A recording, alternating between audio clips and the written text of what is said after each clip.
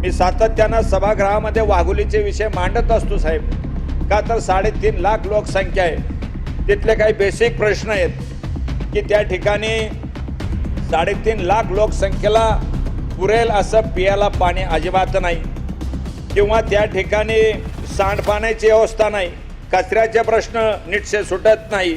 या ठिकाणी आदरणीय चव्हाण साहेब बसलेले आहेत, नामदार चव्हाण साहेब, आपल्याला विनंती आहे की आपण त्यावेळेला जो फ्लायओव्हर 2 मजली पुणा टू शिरूर मंजूर केला होता, त्याचे टेंडरसुद्धा फायनलला होते, परंतु अचानकपणे ते थांबवले, कारण पहिले टेंडर NHAIने काढलेले होते आणि त्यानंतर ते थांबवले. माझ्या माहितीने आता MSRDC ते करतात.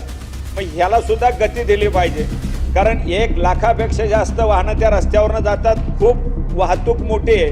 म्हणून माझी विनंती चव्हाण साहेब की तात्काळ त्याला गती कशी देता येईल. तर त्या फ्लायओव्हर जवळ 18 लेनचा रस्ता येतो, 8-9 हजार कोटीचा रस्ता येतो, तर त्याला निश्चितपणे आपण तात्काळ गती देताल असं निश्चितपणे मला वाटतंय.